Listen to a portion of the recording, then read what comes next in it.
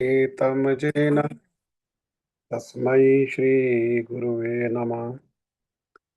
गुरुवे गौरचन्द्राय राधिकायै तदालये कृष्णाय कृष्णभक्ताय तद्भक्ताय नमो नमः।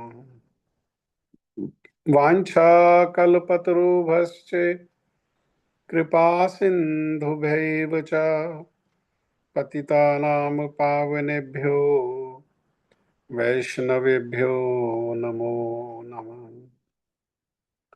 नमो महावदन्याय कृष्णप्रेमप्रदायते कृष्णाय कृष्णचैतन्य नामिने गौरतिशे नमः। यं प्रव्रजन्तमनुपेतमपेतकृत्यं द्वैपायनो विरहकातराजुहाव पुत्रेति तन्मयतया तर्वोऽभिनेदुं तं सर्वभूतहृदयं मुनिमानतोऽस्मि। हे कृष्ण करुणा सिन्धु दीनबन्धु जगत्पते गोपेश गोपिका कान्त श्रीराधाकान्त नमस्तुते। तप्त काञ्चन गौरांगी श्रीराधे वृन्दावनेश्वरी वृषभानुसुते देवी प्रणमामि हरिप्रिया। भक्त्या विहीन अपराधलक्षे क्षिप्ताश्च कामादि तरङ्गमध्ये कृपामयि त्वां शरणं प्रपन्ना वृन्दे नमस्ते चरणारविन्दं वृन्दे नमस्ते चरणारविन्दं वृन्दे नमस्ते चरणारविन्दम्। श्रीकृष्ण चैतन्य प्रभु नित्यानंदा श्री अद्वैत गदाधर श्रीवासादि गौर भक्त वृंद। हरे कृष्ण कृष्ण कृष्ण हरे हरे हरे राम राम राम हरे हरे। मैं सबसे पहले मेरे गुरुपाद पद्म नित्य लीला प्रविष्ट ओम विष्णुपाद परमहंस परिव्राजकाचार्य अस्तोत्र शक्ति युगाचार्य श्री श्रीमद भक्ति वेदांत श्रील नारायण गोस्वामी महाराज जी के अभय चरणारविंद में अनंत कोटि दंडवत प्रणाम करते हुए उनकी कृपा याचना करता हूँ। तदुपरांत नित्य लीला प्रविष्ट ओम विष्णुपाद स्तोत्र श्री श्रीमद भक्ति वेदांत स्वामी महाराज श्रील प्रभुपाद जी के चरण सरोज में अनंत कोटि दंडवत प्रणाम। रूप अनुग गुरु परंपरा के चरणों में अनंत कोटि दंडवत प्रणाम। कथा के श्रोता वृंद वैष्णव वैष्णवी माता भाई बहन प्रभु आप सभी को मेरा यथा योग्य प्रणाम। आज बहुत अच्छा लगा हमारे शशि दीदी और वीरेंद्र प्रभु जी दोनों मिलकर के पति पत्नी ने जप किया है, जीवन सार्थक हो गया बस। वानप्रस्थ का समय और वानप्रस्थ के समय में पति पत्नी दोनों मिलकर के, और ऐसा नहीं है कि वानप्रस्थ के लिए ही बाट देखनी है तो वानप्रस्थ के समय ही हम लोग एक साथ भजन करेंगे। जब तक पहले भजन का अभ्यास नहीं करेंगे तो वानप्रस्थ में भी भजन नहीं हो पाएगा।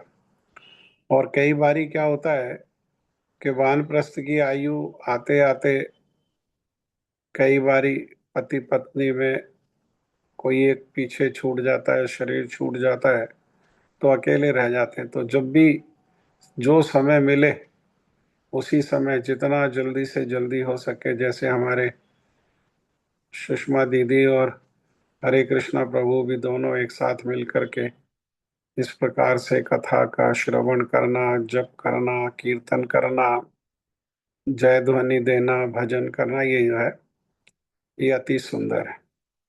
और और जो लोग हैं उनके लिए भी एक बहुत अच्छा एक ये उदाहरण है।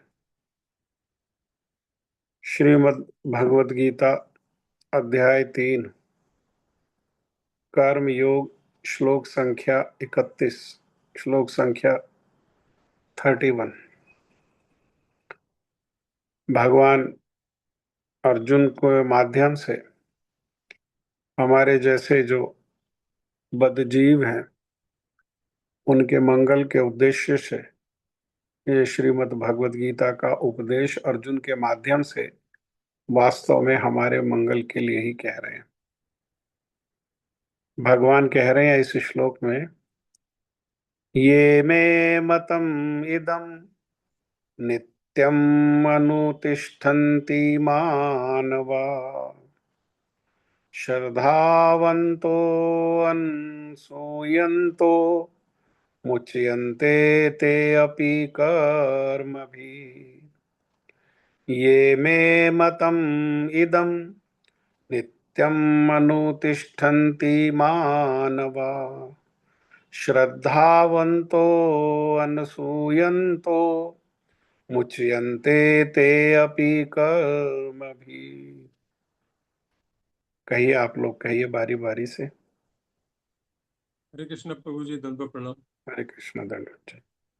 ये मे मतम इदम नित्यम अनुतिष्ठन्ति मानवा श्रद्धावन्तो अनसूयन्तो मुच्यन्ते ते अपि कर्मभिः।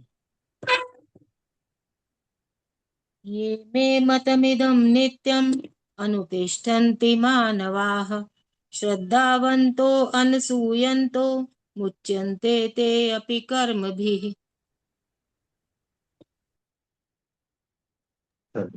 चलो बोलो।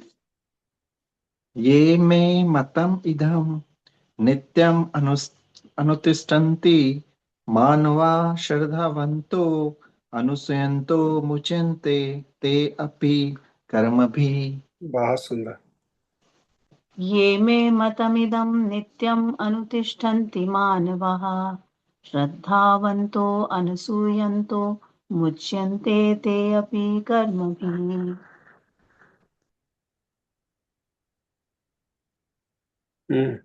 ये मे मतम इदं नित्यम् अनुतिष्ठन्ति मानवाः श्रद्धावन्तो अनसूयन्तो मुच्यन्ते ते अपि कर्मभिः। ये मे मतम् इदं नित्यम् अनुतिष्ठन्ति मानवः श्रद्धावन्तो अनसूयन्तो मुच्यन्ते ते अपि कर्मभिः।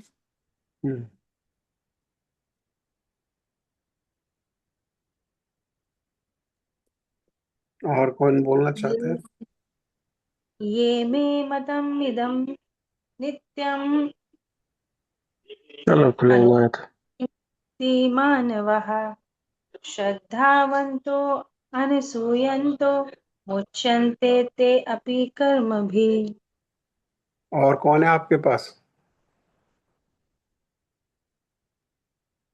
हाँ जी प्रभु जी। और कौन है आपके पास? कोई आवाज आ रही है, कौन है? वो बच्चे टीवी देख रहे हैं। अच्छा, मैंने सोचा आपके पास है तो वो भी बोल सकते हैं।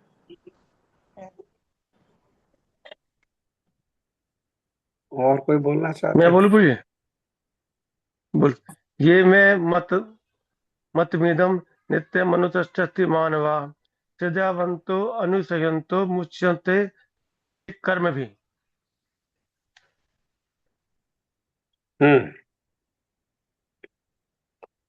जो व्यक्ति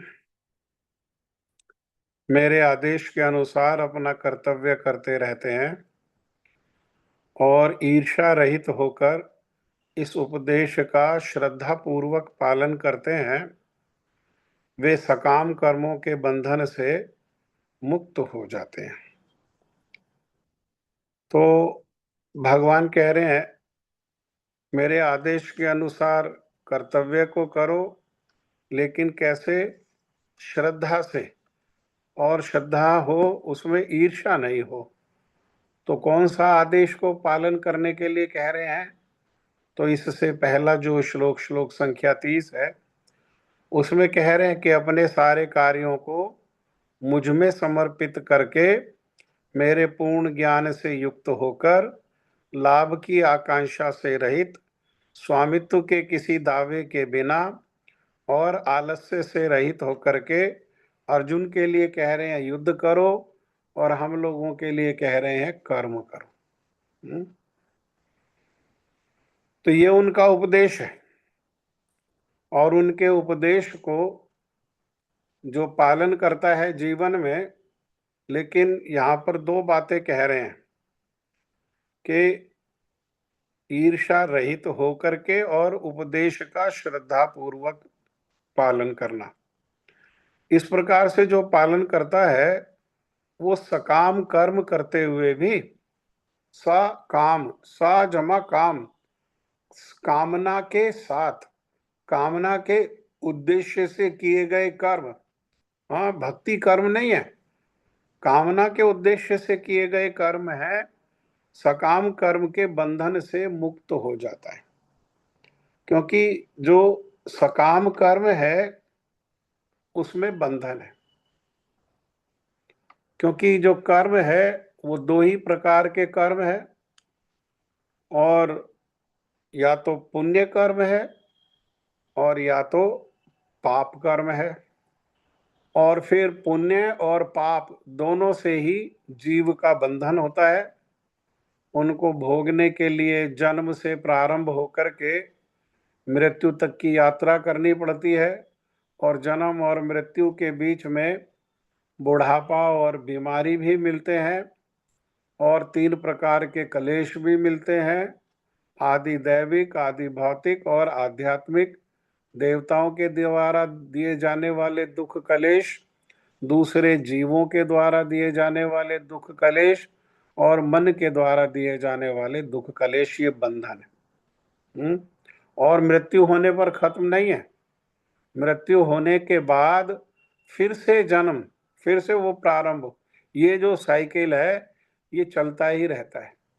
आजकल जैसे दुर्भाग्य से भारत में भी अभी अभी सुप्रीम कोर्ट ने वो इच्छा मृत्यु का वो दिया, हाँ, अधिकार दिया, और उसमें किसी व्यक्ति को जो काफी समय से बिस्तर पे है और वो रोग से ग्रस्त है और क्रिया नहीं है, सांसारिक क्रिया नहीं है, बोलना, चालना, चलना फिरना, वो सब क्रिया नहीं है, तो ऐसे व्यक्ति को उन्होंने वो पॉइजन का इंजेक्शन दे करके और उसको मार डाला।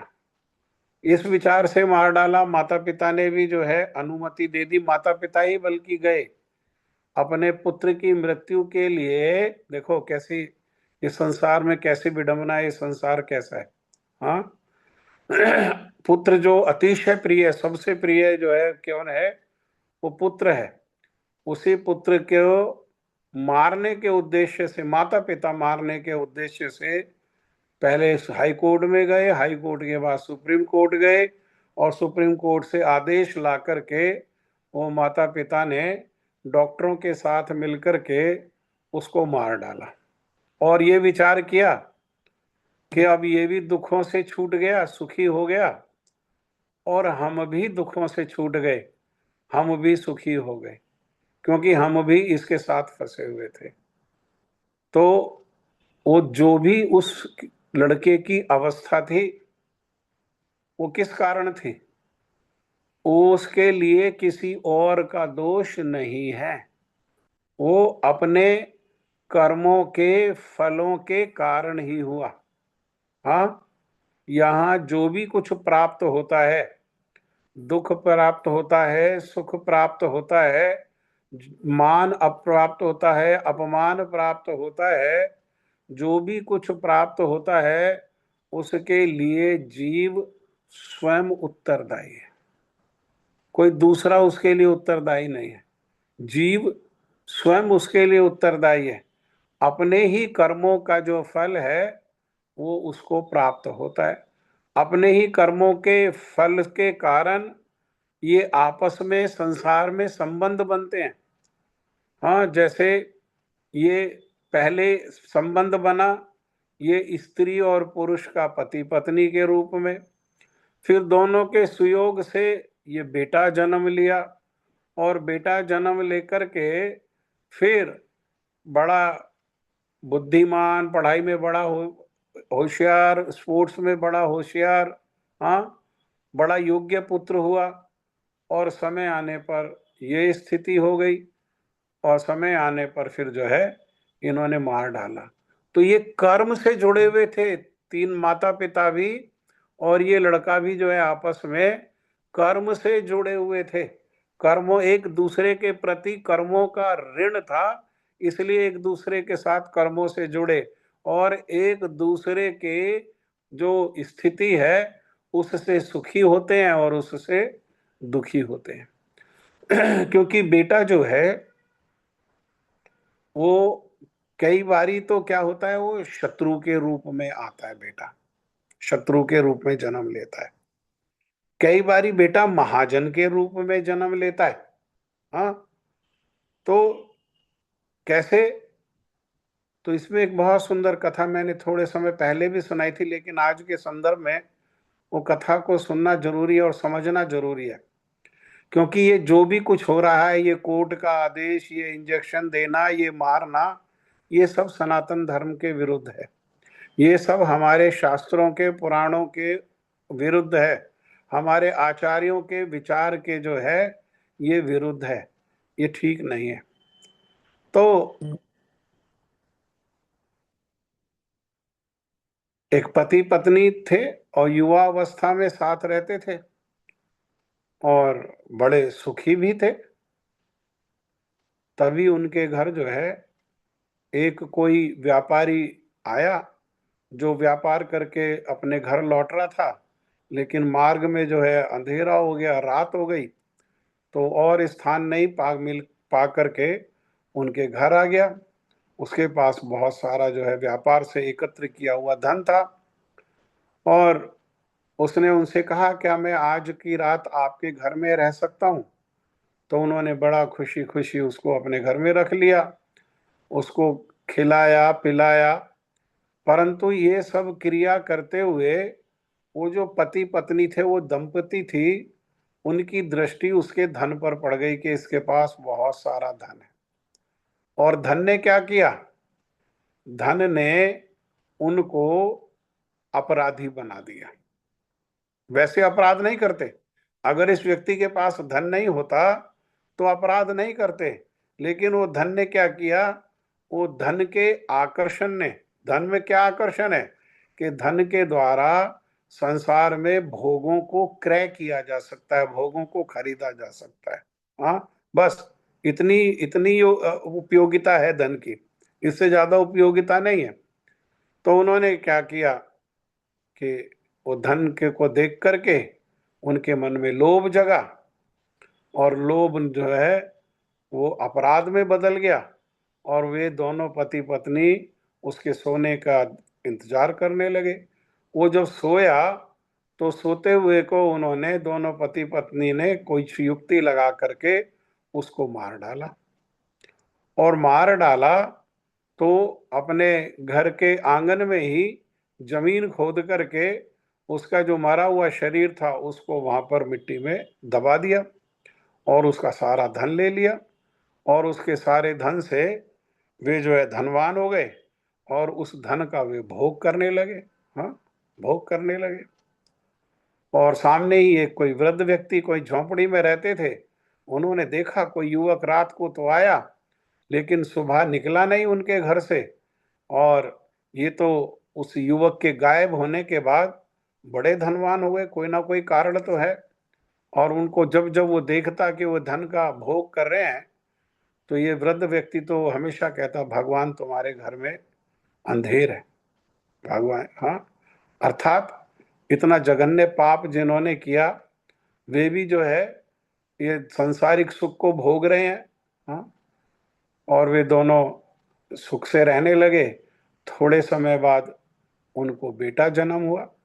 बेटा जन्म हुआ तो बड़ा सुशील, बड़ा बुद्धिमान, बड़ा योग्य, हाँ, फटफट उसने पढ़ाई लिखाई पूरी कर ली और बड़ी योग्यता से अपने पिताजी का जो व्यापार है उसको भी संभाल लिया और व्यापार को भी बढ़ा लिया और अपनी बुद्धि से और अपनी मेहनत से व्यापार भी जो है दिन दुगनी और रात चौगनी तरक्की कर गया। माता पिता ने क्या किया, माता पिता ने एक सुयोग्य कन्या को देख करके उनका विवाह करवा दिया। जब उनका विवाह हो गया तो कुछ ही समय में उनको भी बेटा हो गया, पति पत्नी को भी बेटा हो गया। और ये वृद्ध तो जैसे जैसे उन्नति देखता है, घर में बेटा हुआ तो तब कहता है भगवान तुम्हारे घर में अंधेर है। जब बेटा इतना योग्य हुआ तो भगवान तुम्हारे घर में अंधेर है। वो व्यापार बढ़ाने लगा, धन खूब आने लगा, तब उसने कहा भगवान तुम्हारे घर में अंधेर है। और जब विवाह हुआ, जब बेटा हुआ तो उसने कहा भगवान तुम्हारे घर में अंधेर है। इस प्रकार से सब ठीक ठाक चल रहा था। हाँ, धन, ऐश्वर्य, परिवार, बेटा, बहू, पोता, किसी चीज का परिवार में अभाव नहीं था सांसारिक सुख के लिए। हर प्रकार का सांसारिक सुख जो है उनके घर में था। तभी अचानक जो है ये दंपति का, जिन्होंने वो व्यापारी को मारा था, उनके बेटा का स्वास्थ्य बिगड़ गया और स्वास्थ्य बिगड़ा तो बिगड़ता ही चला गया, सुधार में नहीं आया। वो माता पिता ने खूब प्रयास किया, जहां भी किसी ने बताया कि वहाँ ये डॉक्टर है या वहाँ पर कोई जो है वैद्य है, सब स्थान पर लेकर के भागे, उसका इलाज कराया, दवाइयाँ, इधर तो उसका बीमार पड़ने से और पिता भी उसके साथ लग गया, उसकी सेवा माता पिता लग गए, तो व्यापार भी बंद हो गया, धन भी आना बंद हो गया और जो एकत्र किया हुआ धन था वो बच्चे के उपचार पर खर्च होने लगा सारा का सारा। और धीरे धीरे धीरे धीरे धीरे धीरे धीरे वो सारा धन जो है वो खत्म हो गया। जब धन खत्म हो गया तो उन्होंने क्या किया, उन्होंने अपनी संपत्तियों को बेच दिया।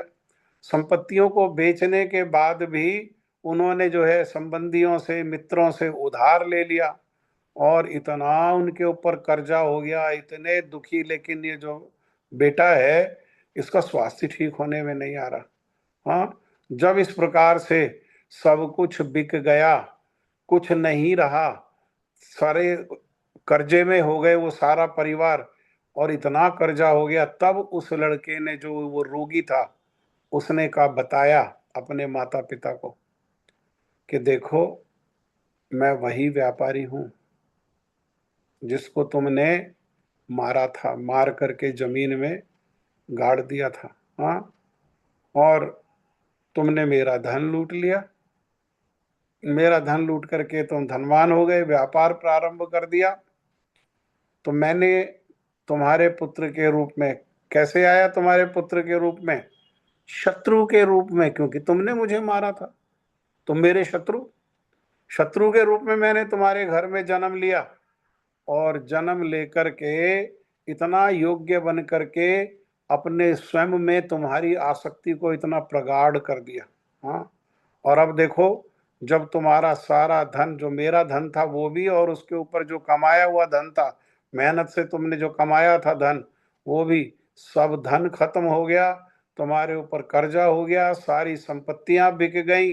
हाँ, वृद्धा अवस्था है, अब मैं ये शरीर को त्याग रहा हूं, अब शरीर को छोड़ करके जा रहा हूं।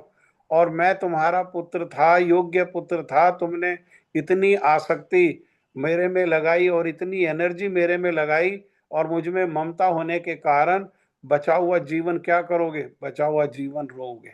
और ये पोता को भी छोड़ करके जा रहा हूं, ये अगर मुझे भूलना भी चाहोगे तो इसको देख देख करके तुम्हें मेरी स्मृति होगी, मेरी याद आएगी और उसमें क्या होगा?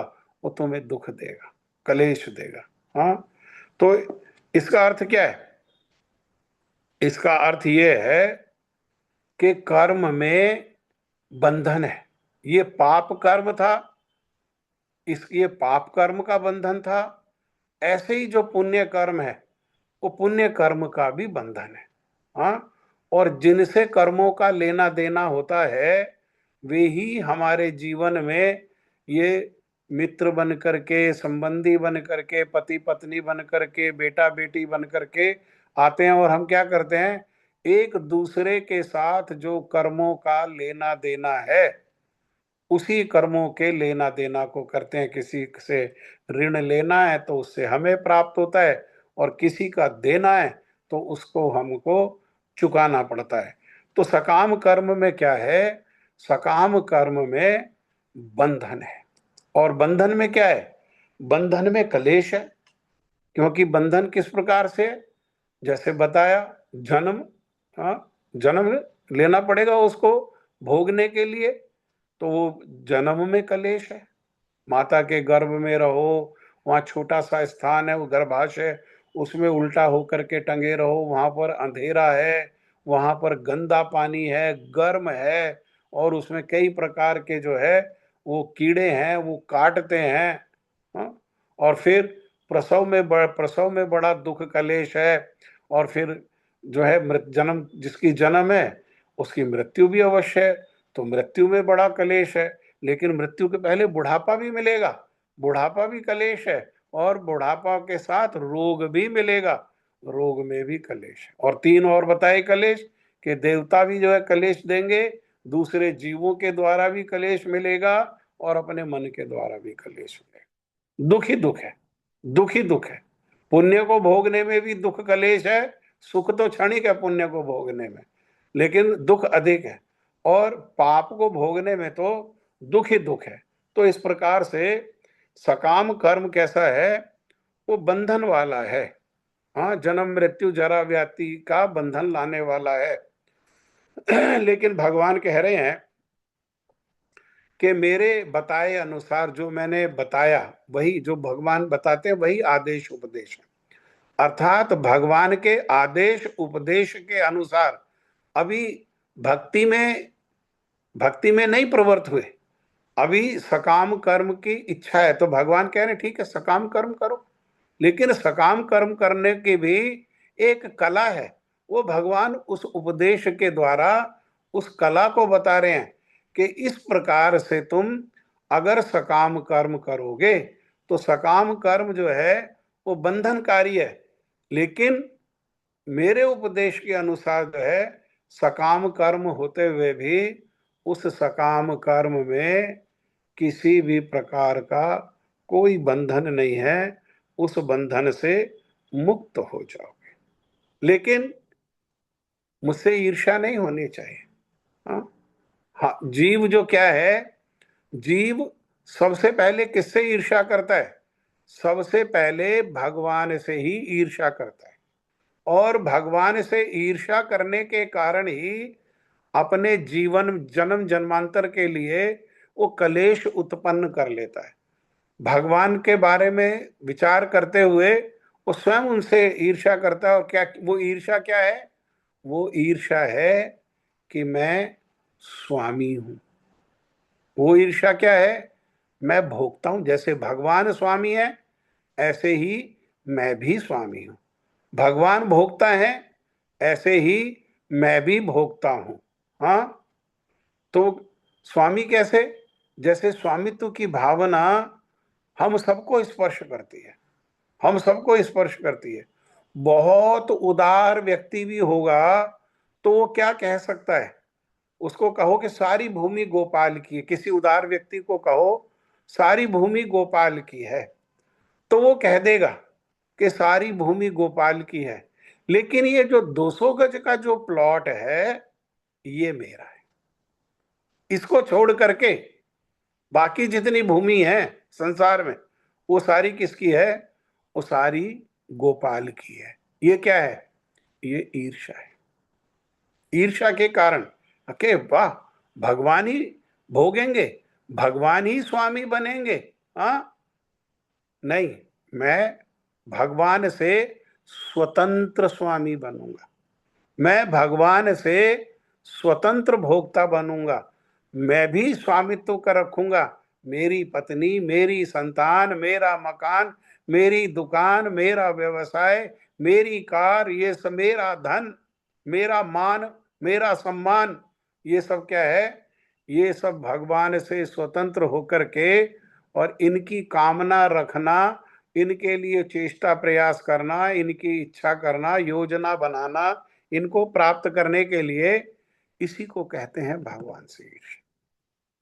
यही भगवान से ईर्ष्या। हाँ, उपभोक्ता बनने में कोई समस्या नहीं है।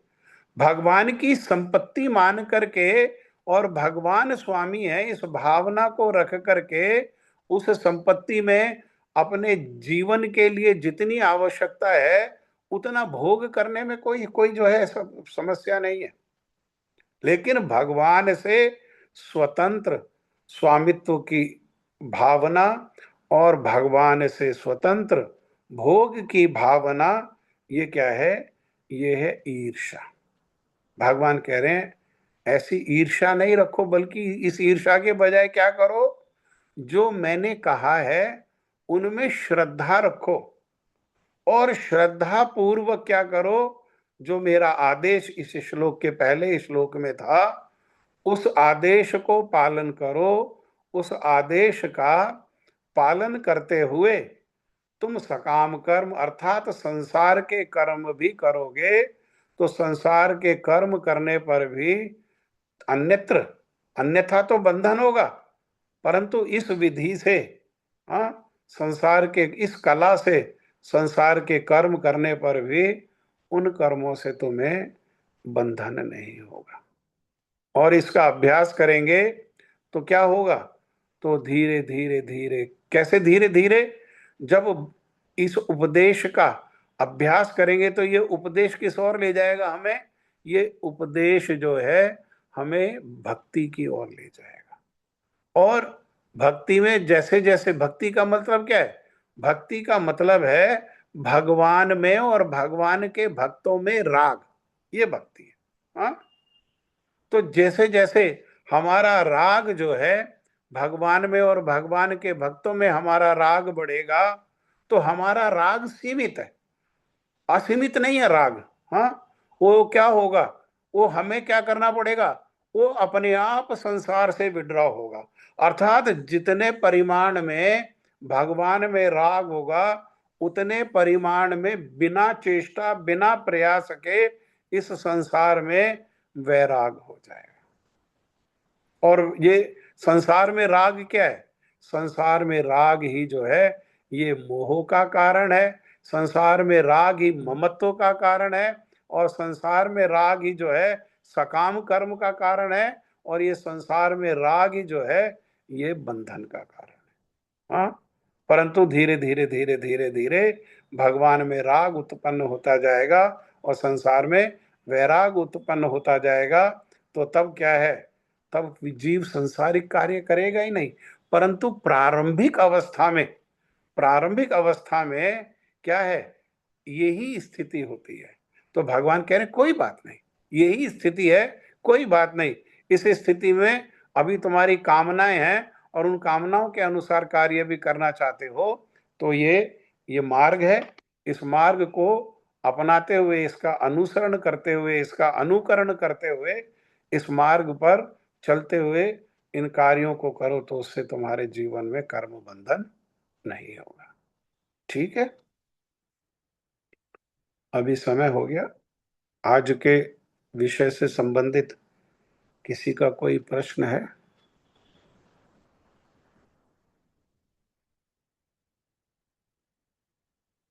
या कोई कुछ कहना चाहते हैं? हरे कृष्ण प्रभु जी। हरे कृष्ण जी। जो आपने बताया ना ये मर्सी पिटीशन वाला, माने जो शास्त्रों के अनुसार है वो विचार तो ये है कि जो ये क्या हो गया, जो शास्त्रों के अनुसार है वो तो ये विचार है कि मतलब जो हमारा पाप है पुण्य है उसको तो भोगना ही है। और लेकिन जो असहाय माता पिता हैं या बांधव बंधु हैं जो 20 साल से ऐसी स्थिति में रह रहे हैं हम्म और भी समाप्त हो गया और सामर्थ्य भी समाप्त हो गई, तो ऐसे में भी मैंने कंटिन्यू करना चाहिए उसको, मतलब हक नहीं है हम लोगों को डिसीजन लेने का। ऐसा स्थिति तो दयनीय ही है सबकी इस प्रकार के जो अवस्था में है। जो हम दान नहीं दे सकते उसको नष्ट करने का अधिकार हमारा नहीं है। हम किसी को जीवन दान नहीं दे सकते, तो जीवन को नष्ट करने का अधिकार भी हमारा जो है वो नहीं है। इसकी अपेक्षा क्या वो ये नहीं कर सकते थे कि वे एकादशी का उपवास करते और एकादशी का फल अपना बेटा को देते?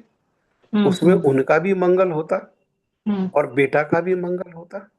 हाँ, कर्म के बंधन से तो नहीं छूट सकते ना। कब तक नहीं छूट सकते? जब तक भगवान की शरण में नहीं जाएंगे। भगवान की शरण में जाने पर और जो शास्त्र आदि का जो आदेश है उसका पालन करने पर हम जो है कर्म के बंधन को भी काट सकते हैं और आगे कर्म में नहीं फंसेंगे। लेकिन ये जो कार्य हुआ ये कर्म बंधन तो कटा ही नहीं। मान लो उसका अभी जो 13 साल से वो बिस्तर पे पड़ा है, अभी मान लो उसका 5 साल जीवन और था, तो इन्होंने जो जीवन अभी खत्म कर दिया वो 5 साल उसको प्रेत योनि में जाना पड़ेगा। 5 साल प्रेत योनि में भटकना पड़ेगा, उसको शरीर नहीं मिलेगा। हाँ, और जैसे उसके भागीदार तभी होंगे। जैसे धुंधकार पद्म पुराण में कथा थी ना, धुंधकारी को वैश्याओं ने मार दिया लेकिन उसका जीवन बाकी था। हाँ, तो उसको शरीर प्राप्त हुआ क्या? नहीं प्राप्त नहीं हुआ। भोगना पड़ता है ना, तो भोगना पड़ेगा। और ये उसमें पाप कर्म में और बंध गए। ये अभी जो दुख था ये तो दुख है ही है, और उसके साथ इन्होंने ये एडिशनल अपने साथ जो है बांध लिया। 13 साल से क्या कर रहे थे भाई? 13 साल से देखो दुर्भाग्य है ना, ये दुर्भाग्य के किसी साधु संघ में नहीं आए, या साधु संघ में आए हों तो साधु में श्रद्धा नहीं रखी, साधु के वचनों में, और उसका पालन नहीं किया। वरना 13 साल क्या कम होते हैं? 13 साल में तो इस प्रकार से भगवान की भक्ति एक मुहूर्त में जो है ना, ऐसे शास्त्र प्रमाण है कि एक मुहूर्त में ही उद्धार हो गया। भक्ति की तो ऐसी चमत्कारिता है, भक्ति में तो इतनी तीव्रता है।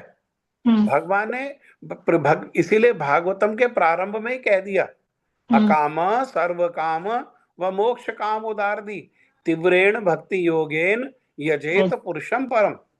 अरे आपकी कामना है तब भी, किसी प्रकार की कोई कामना नहीं है तब भी, और मुक्ति की भी कामना है तब भी क्या करो? तीव्रेण भक्ति योगेन, तीव्रता से भक्ति योग को आश्रय करो। हाँ, और भक्ति करो किसको? परम पुरुष की। परम पुरुष भगवान श्री कृष्ण का भजन करो। हाँ, तो भजन करो अपनी चेष्टा करते, और भजन करते तो भजन से क्या होता?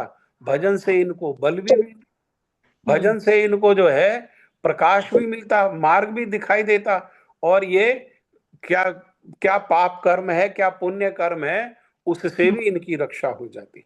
बच्चे का भी मंगल होता, क्योंकि अगर ये जप भी करते उसके पास बैठ बैठ करके, हाँ, तो उसके कान में शब्द जाता, प्राण तो था ना उसमें, हाँ, तो उसके कान में शब्द जाता। हाँ, शब्द क्या कहूँ, ये साधारण शब्द नहीं, साक्षात भगवान है। हाँ, भगवान शब्द के रूप में, नाम के रूप में उसके कान में प्रवेश करते। एकादशी का उपवास करते, एकादशी का उपवास करके उसको फल प्रदान करते, और फिर जैसी भगवत इच्छा रास्ता कोई ना कोई निकल जाता, बिल्कुल मार्ग निकल जाता, कोई ऐसी बात नहीं थी। अभी तो इन्होंने पाप की जघन्यता को बढ़ा लिया। बेटा के लिए भी और कष्ट हो गया, है ना? क्योंकि मन तो रहेगा ना साथ में, सूक्ष्म शरीर तो रहेगा साथ में, और उसके अंदर वो बेटा रहेगा, और मन रहेगा। तो मन का काम है संकल्प विकल्प करना, तो मन संकल्प विकल्प करेगा, मन वहां भी डिमांड करेगा, और इंद्रियां वहां होंगी नहीं। हाँ, तो तड़पेगा, क्या करेगा? तड़पेगा, परेशान होगा। तो इसलिए ये मार्ग जो है ये कोई मंगल का उपाय नहीं है, इसमें अमंगल ही अमंगल है। हम्म? हम्म, और वेदों शास्त्रों का विरोध करने का और दंड मिलेगा। कितने दंड में कितना मल्टीप्लाई कर लिया इन्होंने अपने उस स्थिति को, कितना भयावह कर लिया उस स्थिति को। हम्म? मगर मगर जनरली तो संसार में प्रभु जी यही है ना कि इसी तरह का विचार है ना, माने भक्ति को आश्रय तो बहुत ज्यादातर लोग नहीं करते ना। हाँ, तो इसीलिए तो भक्ति सबके लिए सहज नहीं है ना। भक्ति सबके लिए सुलभ नहीं है। वैसे तो सुलभ है। गुरुजी कहते थे भक्ति सबके लिए समान रूप से सुलभ है। हाँ, जैसे सूर्य उदय हुआ तो सूर्य का प्रकाश सबके लिए सुलभ है बिना भेद के लिए। लेकिन कोई कमरा ही बंद करके रखेगा, कर्टेन बंद करके रखेगा, कमरा से निकलेगा ही नहीं, तो सूर्य की कृपा कैसे प्राप्त होगी? सूर्य की कृपा जो है वो कैसे प्राप्त होगी, है ना। तो इसीलिए साधुओं के संग में रह करके भगवान का भजन करना चाहिए। भगवान के भजन से ददामी बुद्धि योगम तम, वास्तविक जो बुद्धि योग है वो प्राप्त होता है। किनको प्राप्त होता है? तेषाम सतत युक्ता नाम भजताम प्रीति पूर्वकम, जो सतत लगातार जो है प्रेम पूर्वक मेरा भजन करने में लगे होते हैं, उनको मैं बुद्धि योग प्रदान करता हूँ। यही भगवान जो है, ये 2 श्लोक हैं, ये 2 श्लोक बहुत सुंदर हैं। पहले श्लोक, इसके पहले 29वें श्लोक में भगवान ने उपदेश दिया, हाँ, 30वें श्लोक में, और 31वें श्लोक में कहा कि जो इस प्रकार से करेगा वो जो है माया के बंधन से, कर्मों के बंधन से जो है छूट जाएगा। और इसके श्लोक में कह रहे हैं लेकिन जो ईर्ष्यावश, हाँ, इन उपदेशों का उपेक्षा करेगा और पालन नहीं करेगा, वो कैसा, वो मूर्ख है, अर्थात समस्त ज्ञान से रहित है। वो उसमें किसी पर वो अज्ञान ही अज्ञान में हो जाएगा, दिग्भ्रमित, भ्रमित रहेगा। हाँ, क्योंकि जीवन में हमेशा निर्णय करना पड़ता होता है। जीवन में कभी भी एक मार्ग नहीं होता, जीवन में हमेशा 2 मार्ग होते हैं, इस मार्ग में जाऊं या इस मार्ग में जाऊं। और वो मार्ग का चयन करने के लिए गाइडेंस की जरूरत है। लेकिन जो भगवान से ईर्ष्या करके उनके आदेश उपदेश की उपेक्षा कर देते हैं, भगवान उनको हृदय से प्रेरणा नहीं देते। उनको जो है भगवान जो है शास्त्र का, साधु का उनको सुविधा प्रदान नहीं करते। सुविधा प्रदान करने पर भी वो उनका अहंकार जो है वो स्वीकार नहीं करता है। इसलिए वो कैसे है, वो भ्रमित रहते हैं। वो भ्रमित रहे, जीवन में करें नहीं, कुछ पता ही, वो कभी निर्णय नहीं ले पाते, ये करना ठीक है या ये करना ठीक है, ये करना, भागते हैं, दौड़, जिधर भीड़ भागती है उसके पीछे पीछे भागते हैं और सोचते हैं हम जीवन में सुखी हो जाएंगे, है ना। और ऐसे व्यक्ति के जो सिद्धि के जो प्रयास हैं वो सारे प्रयास भी जो नष्ट भ्रष्ट हो जाते हैं। भगवान ये दोनों श्लोकों में कह रहे हैं जो पालन करेगा उसको क्या लाभ मिलेगा और जो पालन नहीं करेगा उसको क्या क्या फल होगा, दोनों बता रहे हैं। हाँ, हम लोगों के जो आचार्यों ने समय समय पर हेल्प करी है, मतलब इस तरह से मतलब गाइड किया है कि कई लोगों के घरों में जैसे हैं बहुत अधिक बीमार हैं, तो उस समय पे भी बोला एकादशी आप सबके सब संकल्प करो। और जो नहीं भी भक्त हैं, मतलब जो भक्ति अभी सिर्फ सुन ही रहे थे, अभी प्रयास नहीं कर रहे थे, भजन साधन नहीं कर रहे थे, उनके परिवार में भी कई बार ऐसी विपत्तियां आई, तो उनको भी यही बोला कि आप सबके सब मिलके संकल्प करो कि हम नेक्स्ट एकादशी करेंगे, उनको समर्पित करते हैं इस प्रकार से। और वो सब फलीभूत भी हुआ। रशिया से एक टूटा हुआ स्टेट है, तो रशिया का बीच में टूटा था ना, तो टूट करके एक राज्य अलग बना, एक देश अलग बना। तो वहां गुरुजी गए हमारे, और वहां पर एक परिवार में रहे, तो उस परिवार में माता और बेटी थी। बेटी ने बुलाया था गुरुजी को, तो बेटी ने कहा कि मैं अपनी माँ को, यही इच्छा मृत्यु का वहां पर वो नियम है, विदेशों में कई स्थान पर ये सुविधा है, तो अपने माँ को वो यही इंजेक्शन लगवाने के लिए ले जा रही थी।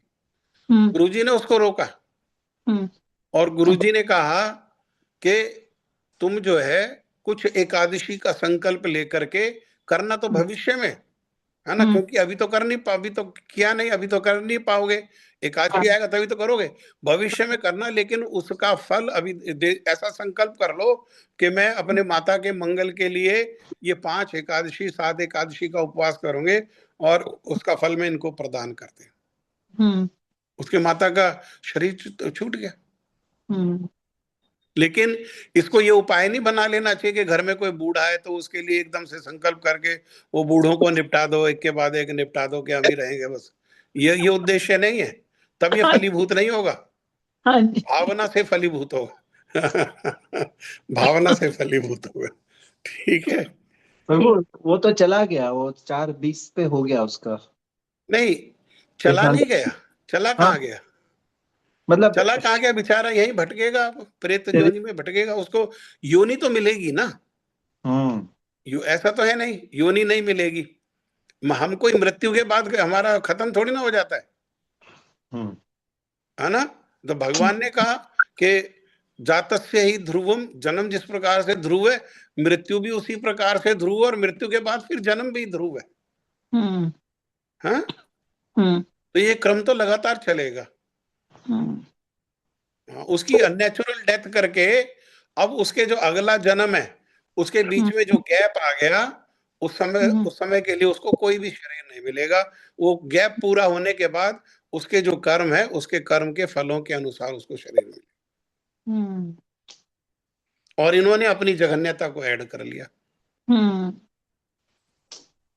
ठीक है, देखो संसार का नियम और भजन का नियम ये दोनों एक नहीं है। संसार अलग धर्म है और भक्ति अलग धर्म है।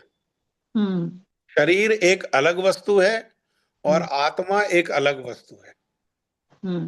आत्मा का संसार से कोई लेना देना नहीं है, आत्मा का केवल भजन से लेना देना।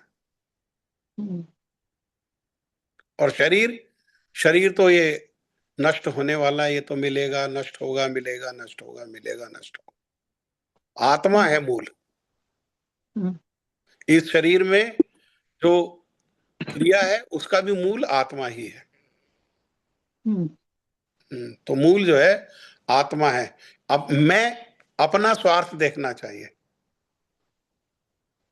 आत्मा का स्वार्थ। ठीक है, ठीक है। जय ध्वनि दो, को किसकी बारी है जय ध्वनि देने की? प्रभु अच्छा, जी, मैंने आपकी कथा में सुना था आपने ऑर्गन डोनेशन के लिए भी मना किया था कि ऑर्गन डोनेशन भी नहीं करनी चाहिए। कैसे? हिंदी में बोलो। आपने एक बारी कथा की थी जिसमें आपने कहा था जब हम ऑर्गन्स डोनेट कर लेते हैं ना कई लोग, कि हम मरने के बाद अपनी आंखें दान। ऑर्गन्स डोनेशन, हाँ जी, हाँ, जी ऑर्गन्स भी डोनेट ना हमारे शास्त्रों के विरुद्ध है ये भी। जी, ये भी जो है शास्त्र विरुद्ध है, ऑर्गन्स को डोनेट करना, ये भी संसार की बातें हैं, है ना। तो ये इसके विरुद्ध है। मैं ये कह रहा था कि संसार में सभी लोग जो है वो रामनवमी 26 को कर रहे हैं मेरे ख्याल से, और छुट्टी भी शायद 26 की है, ऐसा ही है ना।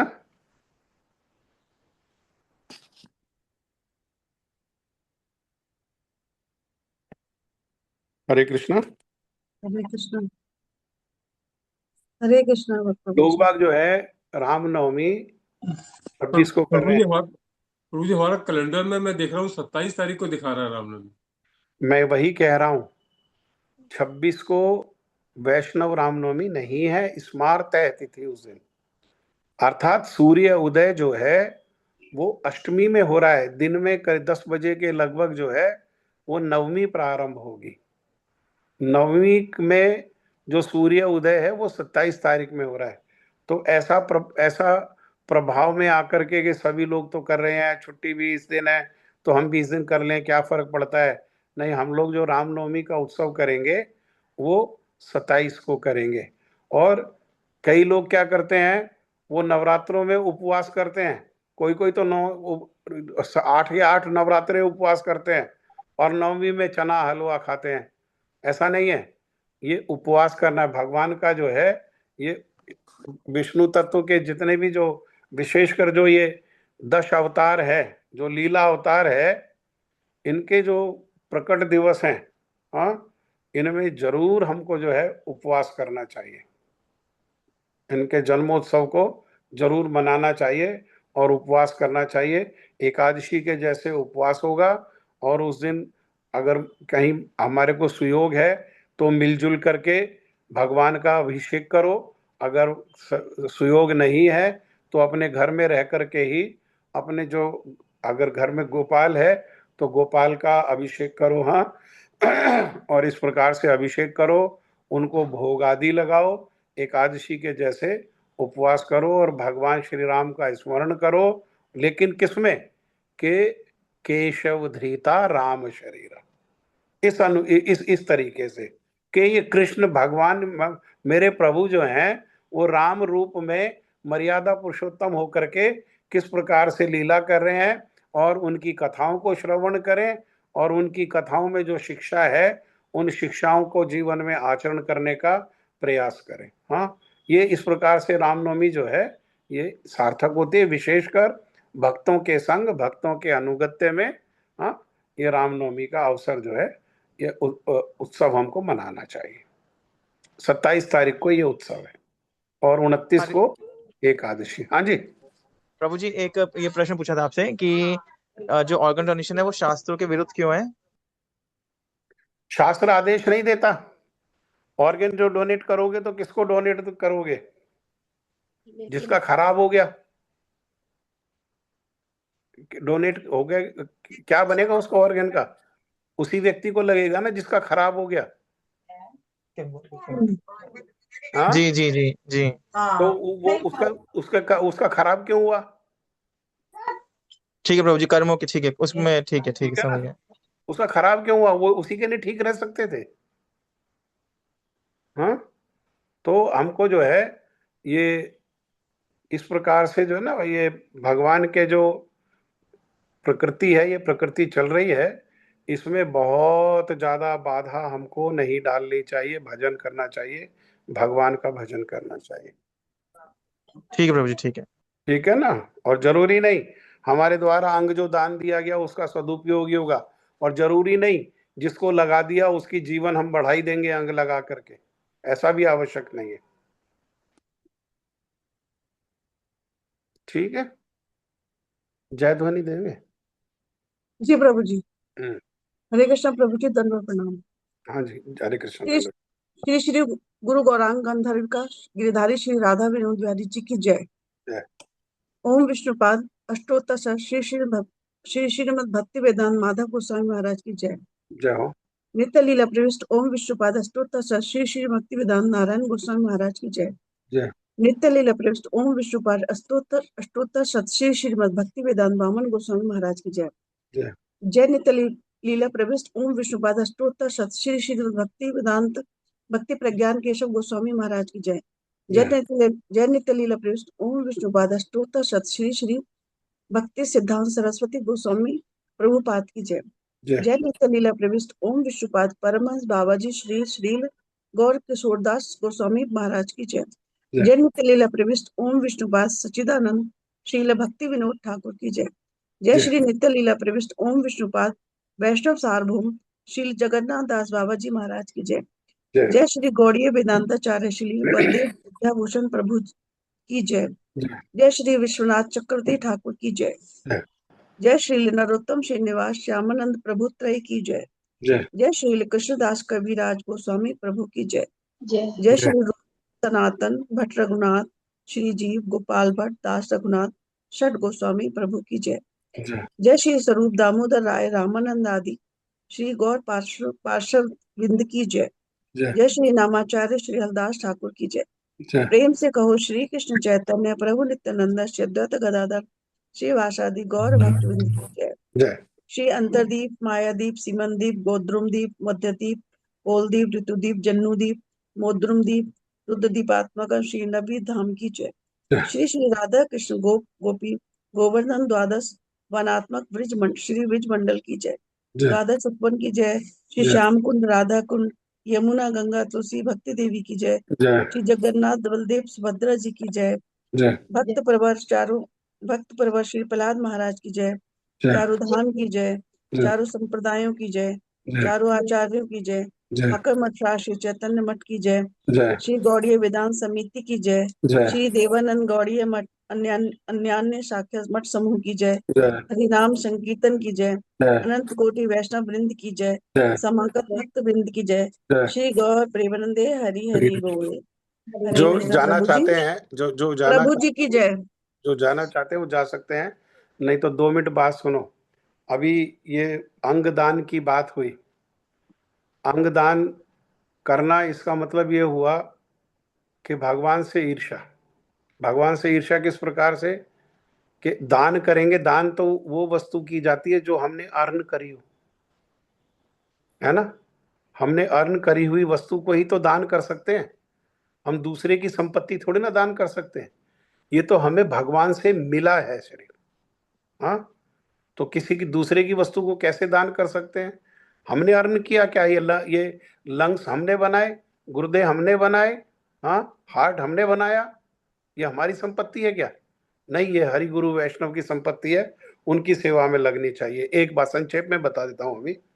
दूसरी बात, मान लो हमने दान दे दिया, हमारा किडनी किसी को लग गई किडनी, हाँ, और वो किडनी लगने के बाद उसकी किडनी खराब हुई शराब पी पी करके।